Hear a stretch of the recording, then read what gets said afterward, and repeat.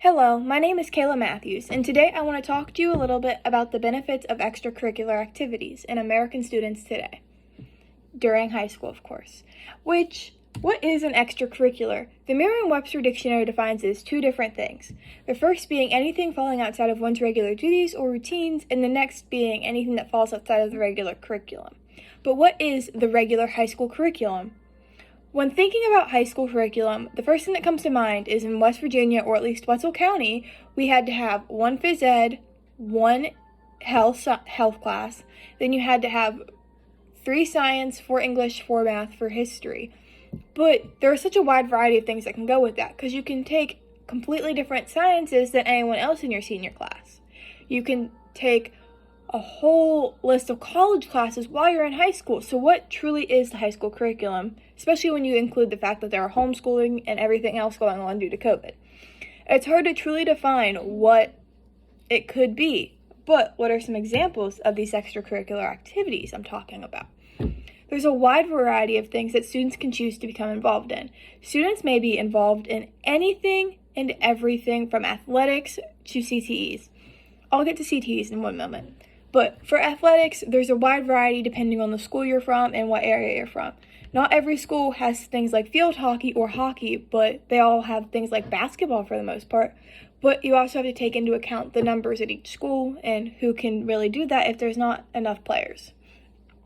So for organizations, there is the Technology Student Association as well as the FFA. Those are just the most common ones that I have found, but I'm sure there are way more organizations to become involved in. There's also things like the National Honor Society. Another thing I have found are clubs are a big part, such as Spirit Club, Young Life, which is a Christian youth club, and there even goes as far as just being like sports for fun with a club, There's a lot of wide variety. But a CTE is actually a business that is ran by high school students for the most part. They have an advisor watching over them, of course, and it's typically through a certain class. Like, there's a coding class, so maybe they build websites for people. Or in the case of 100 High School, we have flower shops, meets, labs, and all kinds of stuff like that are typically ran by students. So let's talk about these statistics of high school involvement with student athletes. So there's about 400,000 young females playing basketball in high school and about 525,000 young males. I chose 4 very basic sports that can be for both genders because, most schools don't have volleyball for men because it's not as common. But as you can see, there is a large number of students participating in these activities, much as every other activity. It's just harder to find how many schools have a Dungeons and Dragons club. It's hard to determine what each school has and how many kids are involved. But thanks to the NCAA, who did a study, they have found the amount of American students participating. And so, this is what I have chosen to see. So, why should students get involved? Becoming involved creates a long list of benefits. It opens so many doors for these students, and if they didn't get involved, they would really be missing out on a lot of different things, like trips, social interactions, and maybe even finding the role model they need. Not all students have a great home life, so this is a great opportunity. So, this is my senior class picture for a football and cheer season, and we were banded together by one from former 100 High School coach DJ Bird, who I interviewed for my research paper. DJ Bird always told us that the main component of his football team was not to win. He truly only wanted to build young women and men who were successful and involved in the community, and that's exactly what he did. He focused more on community over the winning. He wanted to bring the community in, which he always found a way to do, and put them behind the boys. This led to the boys knowing someone was always behind them and that they always had help when needed. Not to mention, he was a great role model. All young kids need someone to look up to and to confide in when they're in high school. Like I said, not everybody has the perfect home life, and that might be their escape.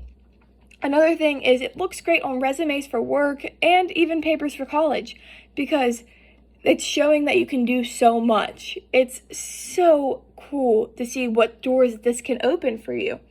It's also in the aspect of athletics, teaching you to work towards a common goal, which is something we do for the rest of our lives. We all have to be able to work together in the workforce and college for group assignments, and this is giving you the experience to do so before it's time to enter the real world. Because high school's scary, but entering the real world is a lot more scary.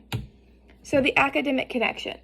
Having to participate in these activities requires a certain grade point average, certain days of missed school, and there's a lot and a lot more that could go into it. It truly does have a vast array of things that you have to be able to do this. And this is really building up the students because they have someone there to push them. Another point is the coaches are typically there to help the students. They will be willing to tutor, to find tutoring time, to not let you practice so you will tutor. They are pushing these students so there's an extra set of eyes pushing them towards graduation. It's also opening doors for colleges. Some kids get athletic scholarships, some don't, but it's just being involved in anything in any way looks really good on an application.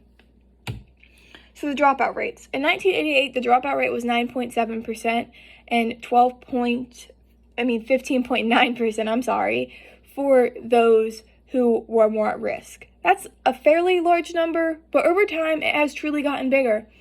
At 7% was the next study they did. The 7% was those involved who dropped out. But it was almost tripled for those who were not involved. It was 21.2%. So this is the CTE that I'm choosing to explain to you today. So a CTE impact is something great. The CTEs are the workplaces that are ran out of a school.